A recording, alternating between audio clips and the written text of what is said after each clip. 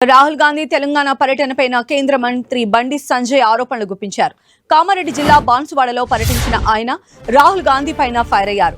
రాహుల్ గాంధీ శిక్షణా తరగతుల కోసం వచ్చారా లేక ఢిల్లీకి డబ్బు సంచులు మోసుకెళ్లడానికి వచ్చారా అంటూ విమర్శించారు. ఖమ్మం, భూదాన్ ప్రాంతాల్లో రాహుల్ పర్యటించాలని డిమాండ్ చేశారు. ఖమ్మంలో పర్యటిస్తేనే తెలంగాణలో కాంగ్రెస్ పాలన ఎలా ఉందో రాహుల్ గాంధీకి అర్థమవుతుందన్నారు.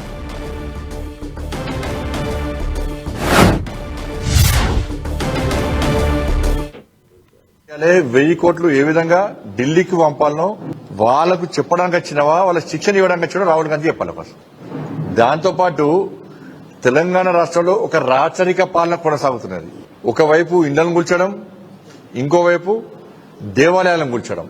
ఎన్నికల ముందొచ్చి ఊకదంపుడు ఉపన్యాసాలు చూడాలి రాహుల్ గాంధీ గారికి కావాల్సింది. ఇవాళ ఏ మాత్రము ఈ తెలంగాణ రాష్ట్రంలో పేద ప్రజల మీద అభిమానం ఉంటే, నీకు చిత్తశుద్ధి ఉంటే, నువ్వు ఎన్నికల ముందు మాట్లాడడానికి కట్టుబడి ఉన్నట్టయితే ఇవాళ రాహుల్ గాంధీ గారు పోవాల్సింది శిక్షణా శిబిరాలు కాదు, హైడ్రా కూల్చివేతలో పేద ప్రజలు పడ్డ ఇబ్బందులు, గాంధీ విగ్రహం పేరుతో మూసీ ప్రాంతంలో పేద ప్రజల ఇండ్లు కూలగొట్టిన ప్రాంతాన్ని, ఖమ్మంలో అక్రమంగా 800 ఇండ్లు భూదాన్ పేరుతోని కూలగొట్టిన ప్రాంతాన్ని రాహుల్ గాంధీ గారు సందర్శిస్తే రేవంత్ రెడ్డి గారి పాలన, కాంగ్రెస్ పార్టీ పాలన విషయంలో ప్రజలు ఏమనుకుంటున్నారో రాహుల్ గాంధీ గారికి తెలుస్తుంది.